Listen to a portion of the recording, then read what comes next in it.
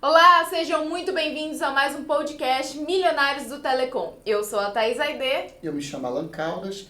Eu ensino você a montar um provedor de internet do zero. Você que já é dono de provedor, eu ensino você a expandir seu provedor na fibra. Só que hoje, para surpresa de todos, não são perguntas sobre provedor. Não tem roteiro. Não tem roteiro, mas sim sobre o Alan. Quem é o Alan? Quem é o Alan Caldas? De onde o Alan Caldas veio? O que o Alan Caldas come? Onde vive? Do que se alimentam? Veja hoje no Globo Repórter. Alan, me diz uma coisa. Vamos lá no início, tá? Tá. Vamos bem lá no raiz mesmo. Tá bom. Você veio de família rica?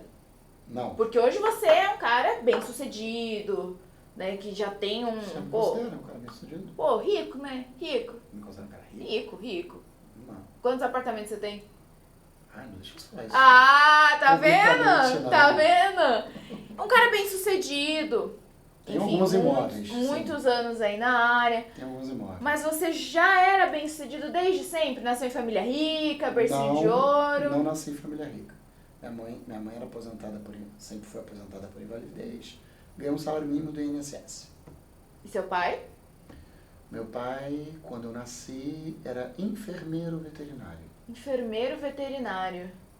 Entendi. Então desde cedo você teve que se virar, vamos dizer assim, por conta própria. Sim, estudei em colégio público, por exemplo, a vida toda. E- Nunca passei fome na infância, não, mas, sei lá, sempre fui pobrinho. Sim. Foi uma infância apertada? Sim. Se você se lembra, como que foi? Foi uma infância curta, porque eu comecei a trabalhar com 9 anos de idade, eu não lembro bem o que acontecia antes de eu trabalhar. 9 anos de idade? Qual foi seu primeiro emprego? Eu era entregador de jornal. Entregador de jornal. Caramba. Sim. Você devia ganhar quanto? Nem sei quanto ganha um entregador de jornal. Era por semana.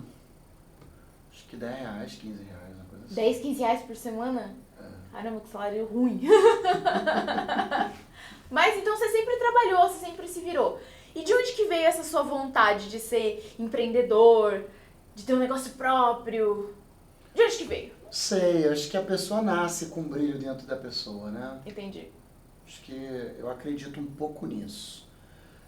Acredito também que pessoas que não nasceram muito com esse ímpeto conseguem dar a volta por cima também, tá?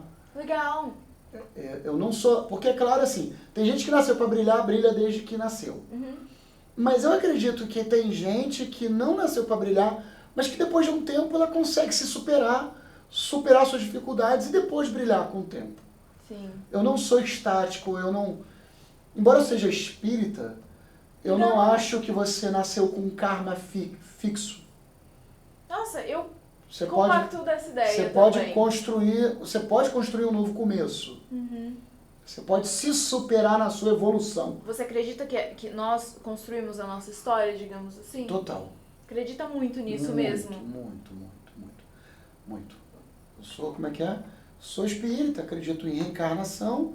Acho que a gente não está aqui, como é que é? A passeio, Não, brincando. não estamos aqui a passeio e também não estamos aqui só pagando por um karma. Nós estamos aqui numa escola, num aprendizado. Eu acredito nisso Um também. aprendizado da vida. Eu acredito E nisso acho que também. nesse aprendizado da vida, você pode, como é que é? Aprender o que tem que aprender e ainda passar de série. Sim. Eu acredito que se nós estivéssemos aqui só pra sofrer e pagar, né, como muitas pessoas pregam, Deus seria um pai malvado. E Deus não é pai malvado, Não. né? Deus seria carrasco, na verdade, né? Vai lá e sofre. Eu acho que tudo que existe é muito justo. Até a pandemia. Eu acredito também. E me conta, Tá. algumas pessoas aí, quem assiste seu canal, quer ser provedor, muito provavelmente. Claro, né, também você tem uma audiência muito grande, devem ter pessoas que não querem ser provedores, mas adoram o seu jeito de falar, adoram quem é o Alan, toda a sua energia. Transparente, né? Cara de pau, Cara de né? pau, contar um negócio pra vocês. Mas assim, tem muita gente aqui que quer se tornar um provedor.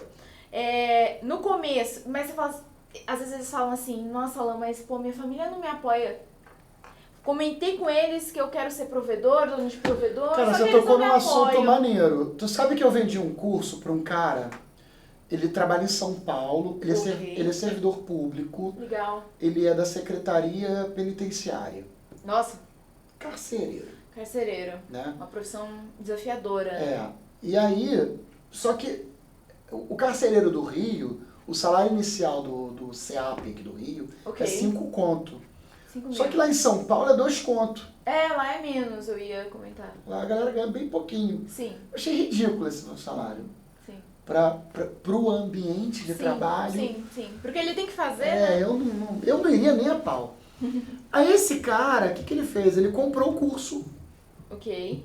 Mentoria Milionários do Telecom. Ele é um cara ligado à TI e dentro lá do presídio lá que ele trabalha, ele meio que trabalha na parte de TI do presídio.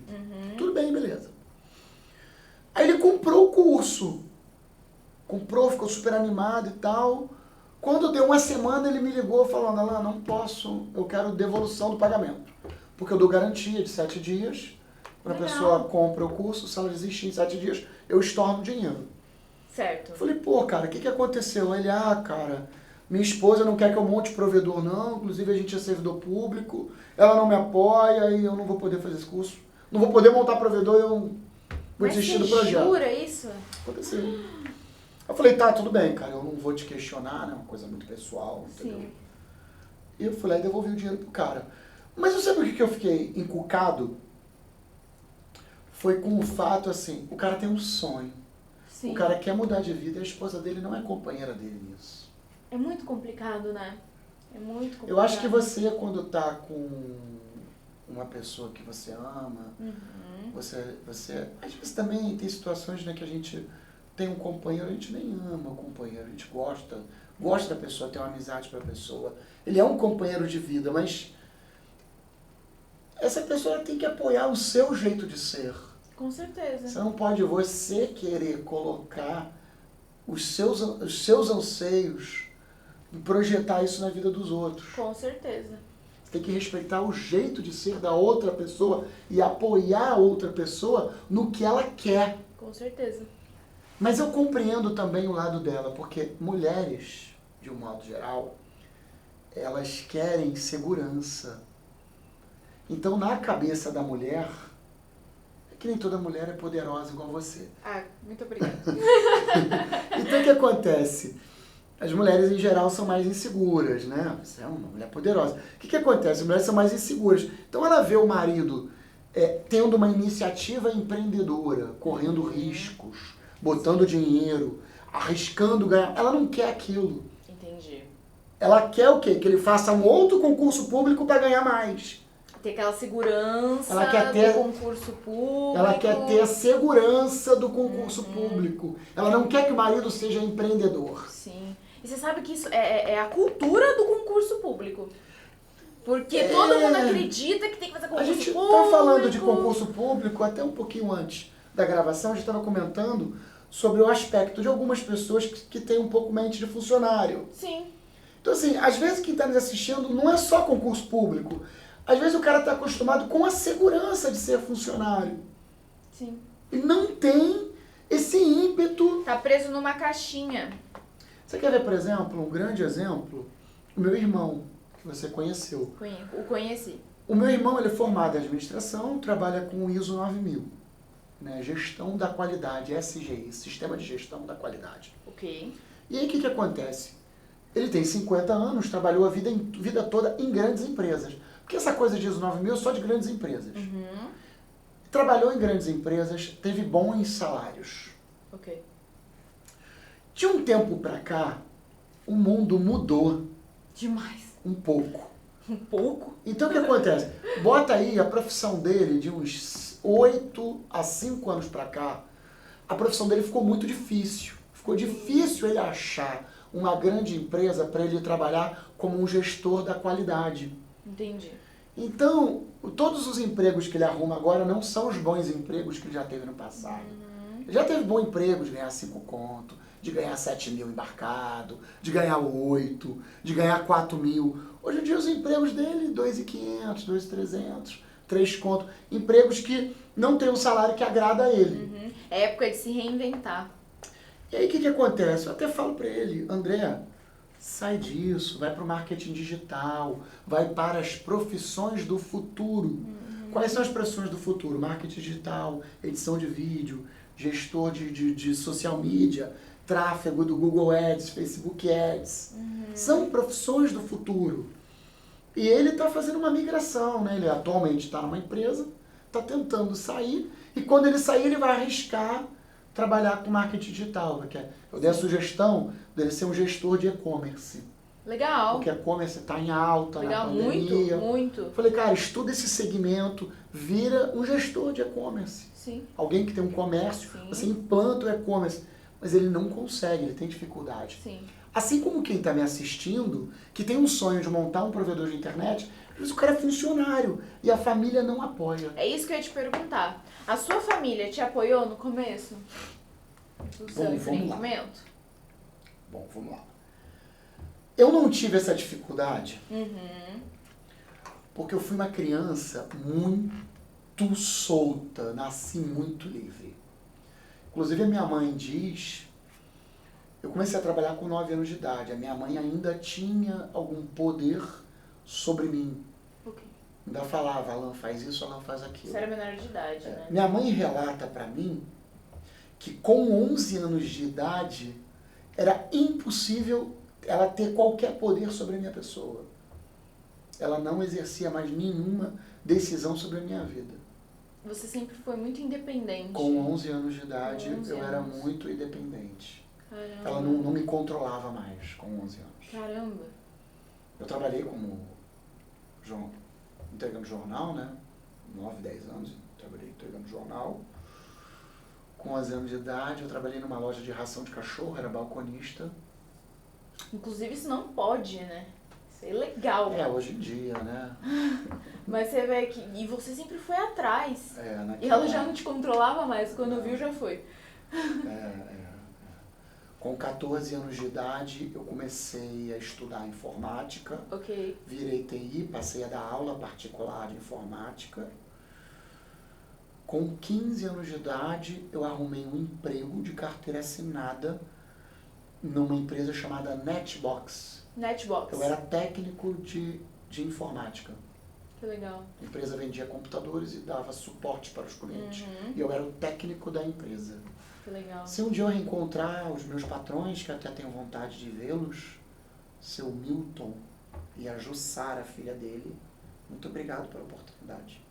Que lindo. Eu tive a chance. Trabalhei nessa empresa 1 ano. 1 ano. E eu ganhava... Engraçado, hoje eu reflito sobre isso, eu acho isso uma parada, como é que é, um feito bem complicado. Eu ganhava R$480 na carteira. Caramba. É pouco, né? É muito pouco. Mas sabe quanto era o salário mínimo na época? Não. 180 conto. Mentira. Eu ganhava 2,6 salários mínimos. Quanto é um salário mínimo hoje? 1.100. 100 vezes 2,6, eu ganhava 2.860 em carteira. É como se hoje eu tivesse 15 anos de idade e ganhasse 2.860 na carteira. Que louco, né? Pra você era muito. Pra você era muito bom. Era. E seu pai, nessa história? Meu pai era separado da minha mãe, ainda não era separados. formado em medicina veterinária. Mas ele te apoiava?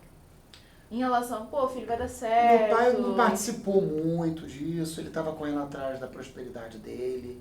Sim. Teve uma dificuldade muito grande e tal. Sim. Eu me mudei muitas vezes na infância.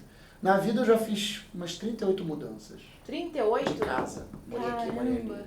Sim, morei muitas vezes em muitas casas. Sua vida foi badalada. Botar pra lá, Badalada pra cá. não é o termo. É só pra não ficar pesado. Foi pesado. Tive Imagino. muitas mudanças. Morei em Campos, 1, 2, 3 vezes em Campos de Goytacazes. Morei em Copacabana em vários apartamentos. Morei em São Gonçalo 2 vezes. Caramba. Morei em vários lugares. Caramba. Você falou dessa época que você foi TI, né? E eu me recordei de uma conversa que tivemos num almoço, né? Que tivemos essa semana, em que você falou que eu citei o privilégio que algumas pessoas têm, né? E que algumas pessoas esquecem de ser humildes quando elas têm muito privilégios. E você prontamente me corrigiu. Falou, não, Thaís, não é o privilégio da pessoa que faz ela ser desse jeito. É o quanto os pais... Como que foi que você me falou? É o quanto de facilidade que os pais dão para os filhos. E isso você chegou nessa conclusão nessa época que você era professor, né? E que você dava aulas Da particulares história que eu te de contei TI. do Marcelo, Isso. com a advogada Iraci. O garoto era um playboyzão, o pai dava tudo. Aquele garoto realmente não tinha que se esforçar para ter nada. O cara é rico, mora em São Conrado, no Village. Engraçado que eu tenho um amigo, muito amigo meu, Armando. Abraço, Armando. E inclusive me ajudou muito na minha empresa, porque emprestou muito dinheiro, né, para a minha empresa crescer. Olha só. Sim, ele emprestou muita grana. Já chegou a emprestar R$500 mil Uau. para a minha empresa crescer, para financiar o crescimento da minha empresa. Mas você devolveu já, né, Armando? Sim, Armando não tá... R$500 mil num período de 4 anos, empresta 30 mil, volta, empresta 30, volta, empresta 100, volta, empresta 50, volta, entendeu? Armando ponta firme, hein? E aí o que acontece? Eu sacaneio muito esse cara, porque ele é um cara que foi rico e ficou pobre. Ixi! E ele morou no Village, em São Conrado. Fica aqui no Rio. Lá em São Conrado tem a favela da Rocinha e lá embaixo não tem os condomínios de rico? Tu tá lembrada? Não muito. Não, né? não muito, não Então, muito. São Conrado é um bairro de rico, só que com uma favela enorme chamada Rocinha. E lá embaixo tem um condomínio chamado Village. Esse Village é um condomínio de rico, só mora rico ali. Certo. Ele morou no Village. E aí eu sacaneio ele. Eu, qual é, mano? Você é um cara que, pô, você foi morador do Village, né? E ele é um cara que a família foi rica. Tanto é que quando eu conheci ele, a primeira vez que eu conheci ele morava num apartamento de frente para Atlântica. Apartamento gigantesco para Atlântica. Caramba. E aí depois a família dele caiu e ele ficou pobre.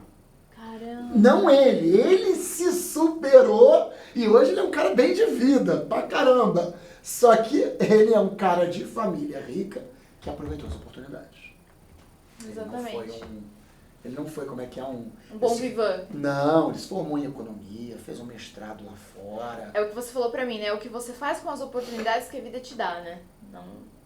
Eu queria ter sido igual a ele, de família rica, né? Mas eu vim de família pobre, então tive que arrancar o leite da pedra mesmo. Ele não, ele estudou economia na Bennett, né? No Flamengo, né? Coisa boa, hein? Eu não, estudei no colégio público. Mas chegou onde chegou. Estudei em Pinheiro Guimarães. Mas chegou onde chegou, isso que importa. Deixa eu te perguntar, com quantos anos você montou o seu provedor? 24 anos. 24 anos? 23 anos, 24. Como que foi esse começo pra você? Conta um pouquinho do Eu como tinha foi uma o começo. Eu tinha uma carreira de TI, eu prestava serviço para diversas empresas. Eu tinha contrato com várias empresas. Uma eu ganhava 1.000, outra eu ganhava 800, outra eu ganhava 700. E eu prestava serviço de suporte de TI para umas 10 empresas, vamos botar assim. Certo. E aí, com essa idade, eu comecei a vislumbrar a possibilidade de montar um provedor. E foi aquilo que eu enxerguei. Até é uma coisa que eu converso um pouco contigo, né, que você é uma menina jovem, que eu falo, olha, você como autônomo, você vai ganhar bem? Vai, mas vai estar sempre limitado. Eu cheguei no meu ápice de ganhar bem. Com 24 anos de idade eu ganhava bem, eu ganhava uns 10 mil por mês. Com 24 anos de idade, Ganhava bem. Ganhava bem pra caramba. Tinha mês que eu arrebentava. Já cheguei a arrebentar 30 mil num mês. Ô, louco! Porque eu fazia sistema, eu era programador. Aí eu vendia uma grana alta ao sistema, depois a mensalidade para manter o sistema. Louco. Ganhava mais do que muito médico por aí. Sim, ganhei muito bem. Fazia, né? Só que era muito dinheiro. limitado.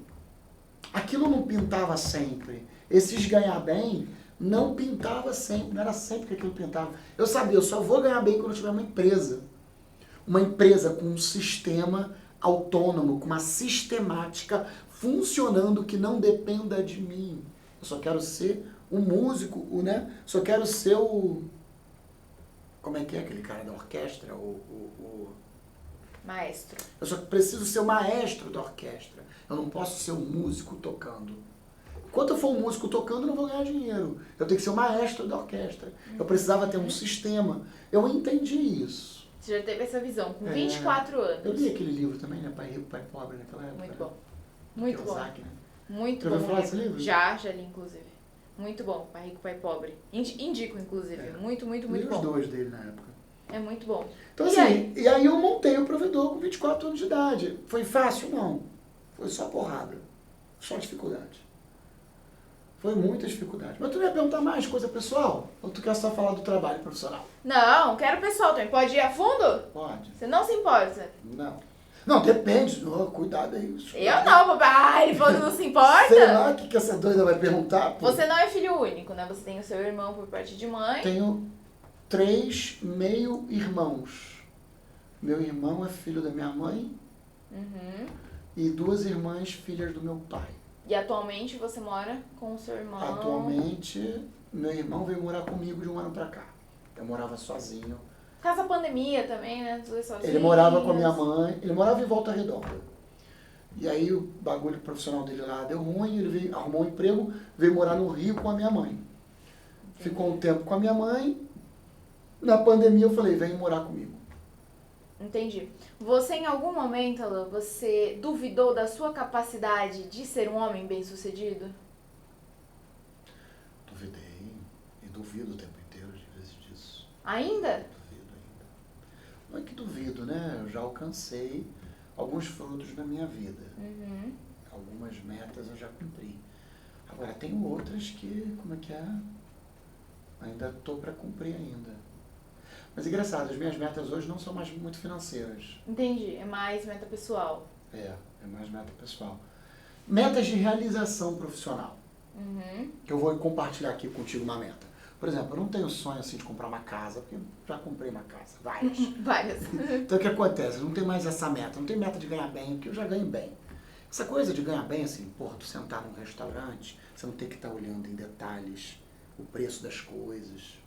Esse tipo de conforto, já tem um tempo que eu superei isso. Quando você ganha um pouquinho, né, você ainda pondera isso, né? Sim. Sentar num lugar, tu olha o preço, compra isso aqui que é mais barato. Depois de um tempo você ganhando bem, você tem um certo conforto. Você se acostuma com isso. Sim, sim. Então, assim, esse tipo de meta eu não tenho mais na minha vida. Eu, como é que é? Não gostaria mais de ganhar mais do que eu já ganho todo mês, não é isso. Eu tenho metas que são não financeiras. Quer ver uma meta, por exemplo, que eu tenho e que me falta ainda? Eu tenho 400 alunos. Eu tenho um sonho de ter 100 alunos que compraram o curso Milionários da Telecom e montaram um provedor e hoje são felizes há mais de 1 ano, 2 anos com um provedor que eu ajudei a montar. Eu tenho essa meta, por exemplo. É uma meta pessoal. Uma meta pessoal, de realização pessoal, né? É. Legal. E filhos? Quer ter filhos? Como é que tá essas metas eu aí? gostaria de ter filho. Casar, ter filhos? Casar, já desisti. Eu fui Ah lá. casado. Eu fui casado 3 vezes já. Ah lá, uma pretendente aí tá assistindo, ela vai falar, ih, quero mais, ela não quer casar. Mulher tem que falar que vai casar. Tá bom, moças, eu vou casar. Tá? Vai casar. Se achar a mulher certa, você casa, né? Então, tá. Olha, eu já tive relações conjugais, né? Você já foi casado 3 vezes? Já tive relações. No papel, 3 vezes? Não, no papel uma. Eu já morei junto 3 vezes. Morei com a Marcele, morei com a Mel. Entregando o nome das mulheres. É porque senão eu não esqueço, né? Morei com a Marcele, 6 meses, 8 meses. Morei com a Mel, 2 anos. Morei com a Lívia, 3 vezes. E morei um pouquinho com uma menina chamada Patrícia. Legal. 4 vezes. Legal. Me diz uma coisa, Lu, você já quebrou ao decorrer da vida inteira, tá? Financeiramente, sim, quando eu tinha um provedor. Você quebrou? Sim, financeiramente, sim. Como foi isso?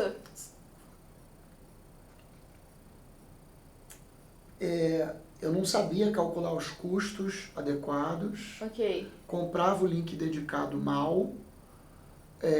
Não sabia repassar para o cliente final o valor financeiro correto das coisas. Ok. E aí o que acontece? Eu tinha uma loja, saí devendo 6 meses de aluguel, devendo cheque especial, sei lá, 30 mil e mais 100 mil em impostos. Uau. E mais devendo contador 4, 5 meses. E como que você deu essa volta por cima, né? Você caiu, como é que você se reergueu? Aí devendo 2 cartões de crédito. Caramba! Só não tava devendo as cuecas porque não dava, né? Foi. E aí, como é que você fez essa volta por cima, esse looping na sua vida? A volta por cima foi depois quando eu fui pro fundo do poço mais ainda. Caramba! Foi quando eu fui expulso daquele lugar que eu morava, que era o São Roque, que eu tinha uns enlaces empresariais lá, e aí eu tive que alugar outros locais para montar os enlaces empresariais. E aí eu comecei a ver que eu consigo alugar pop barato e vender internet e montar provedor em qualquer lugar. Mas... O dia que eu aprendi a alugar pop foi o dia que eu aprendi, eu posso montar provedor em qualquer lugar. O dia que eu aprendi a montar provedor em qualquer lugar, eu falei, agora nunca mais. E eu montei provedor numa porrada de lugar e ganhei dinheiro numa porrada de lugar. E aí eu comecei a dar a volta por cima. Paguei tudo. Pagou tudo? Tudo. Inclusive os 100 mil em impostos. Caramba! Você falou, cara, eu vou ajeitar a minha vida. Parcelei os impostos em 60 vezes, paguei todos os impostos, paguei todas as multas, porque eu fiquei 2 anos sem contador. Sim. Limpei meu nome, paguei o cartão de crédito, paguei o Itaú. Sim. Paguei a loja, paguei tudo. Esse lugar que você morava no São Roque, eu recordo que você me contou que a mulher te deu 30 dias pra você sair, né? Foi. Te ligou ou falou, irmão? Não, mandou uma carta pro fiador. Que era seu pai, não era? É. Seu pai falou um bolão na sua orelha. Falou. Cara, o que ele falou pra você? Porque às vezes tem gente aí falando assim, Ele falou, ó, meu tem uma pai. péssima notícia, não vou nem, não vou nem enrolar muito. O proprietário de onde você mora pediu pra você ir embora. Tem 30 dias pra sair, a carta tá aqui. Grosso desse jeito. Meu pai sempre foi muito prático pra vida. Ele é prático? Meu pai é um homem que passou muita dificuldade na vida. Muita. Ele foi adotar, ele é órfão de pai, né? Nasceu de uma mãe e o pai faleceu, ele estava na barriga. E logo que ele nasceu, a mãe dele casou e não tinha condições de ficar com os filhos. Entregou ele num orfanato espírita. Então a infância toda ele foi criado num orfanato espírita. Com 11 anos de idade, a mãe dele, e ele era tratado com muito carinho nesse orfanato espírita. E aí com 11 anos de idade, a mãe dele pegou ele do orfanato e levou ele para casa para ajudar no sustento da família. Não sei se foi com 11 ou com 7 anos. Isso ele relata no livro dele, ele contou, ele escreveu um livro. Ele escreveu um livro? Qual é o nome do filme? Uma autobiografia chamado O Intelectual de Periferia. Intelectual de Periferia. Aí com 7 anos de idade ele foi para casa e aí com 11 anos de idade ele trabalhava como doméstico na casa de pessoas ricas. E aí ele trabalhou um tempão como doméstico, trabalhou como ajudante de pedreiro, trabalhou a vida toda. Caramba, eu acho que isso então... Foi pobre, miserável, a família toda, uma família de 17 irmãos. Isso então deu uma enrijecida Só ele nele, virou né? doutor. Ele realmente teve uma história bem... A minha, como é que é, não foi difícil, eu nasci de família pobre. Sempre fui trabalhador, a dele foi muito difícil. Muito. Calcou. Muito. Ele foi uma criança, morando numa favela em Vigário Geral. Teve uma enchente em Vigário Geral e ficou 3 dias em cima de um armário preso. Mentira. Uma criança com 11 anos de idade. Preso em cima do armário? É, porque tinha uma enchente. O troço encheu e ele não sabia nadar. Como que não morreu, né? Não sei. Imagina, 3 dias você sem comer, sem tomar água, sem nada. Meu Deus, seu pai sofreu. Ele foi fora. Seu pai sofreu. Mas ele deu a volta por cima, né? Hoje ele é um cara bem sucedido. Ele é médico veterinário. Apaixonado. Ele gosta? Apaixonado pela profissão, apaixonado pela medicina. Que coisa legal. Apaixonado pela medicina. Que coisa legal. Pra sua mãe não ficar enciumada, e a história da sua mãe? Minha mãe, deficiente física, passou a vida toda para criar os 2 filhos. Como é que foi a infância dela, você sabe? Foi boa. Foi boa? Foi. Meu avô era um homem muito inteligente, português. Português. Uma boa infância, ela não tem muito o que reclamar, não. As dificuldades Ela tá dela... olhando esse vídeo falando, então eu vou contar uma história. A dificuldade dela foi da vida, do acidente que ela teve. Ela teve um acidente na perna. Poxa, e danificou a perna dela. Com 20 e poucos anos de idade, ela tem uma perna dura, ela anda mancando. Além de ter uma doença chamada artrite. Poxa vida. É a dificuldade dela. Alan, deixa eu te perguntar. Mas essa é uma senhora do bem. Hoje é minha mãezinha, trato com o maior carinho. Manda um beijo pra sua mãe, né? Deixa eu te perguntar. Se você pudesse dar um conselho de sucesso, tá? Um conselho de sucesso. Pra quem tá te assistindo agora, qual conselho você daria? Eu acho que quem está me assistindo é o seguinte, não desista dos seus sonhos. Você é um cara que quer virar a própria mesa, né? Você quer se superar. O que é o conceito de virar a mesa, né? Patrão do lado, funcionário do outro. Você quer virar a mesa. Você quer virar o patrão e tá entrevistando um funcionário. Você não pode desistir dos seus sonhos. Você consegue superar suas dificuldades. Você consegue se superar, você consegue ser uma pessoa melhor. Encontre um mentor, alguém mais experiente, alguém que você confie. Eu tive alguns mentores na vida, né? Encontre o seu mentor. E outro detalhe, busque sempre a voz do coração. Eu sou um cara que eu ajo muito assim. Aliás, a gente estava conversando sobre isso, né? Uhum. Eu não consigo trabalhar com o que eu não sou apaixonado. Eu não consigo. Não é de mim, isso não trabalha bem comigo. Então, assim, não consigo trabalhar com o que eu não sou apaixonado. Então, busca dentro de você a sua paixão, o seu sonho. Não desista. É E isso. se for montar um provedor, eu tenho milionários. É isso aí. Alan, foi um prazer estar contigo. Gratidão pela oportunidade, gratidão pela oportunidade de escutar essa história, poder me inspirar também. Último vídeo do bloco, né? E gratidão por poder estar aqui. Embora quem esteja assistindo não vai exatamente na mesma ordem, mas último vídeo do bloco. Mas é uma felicidade imensa. Obrigado. Gratidão mesmo. Um grande abraço pra vocês. Se vocês assistiram até aqui, deixe o seu comentário, assistir até o final. Curta esse vídeo, compartilhe, se inscreva no canal do Alan e até uma próxima.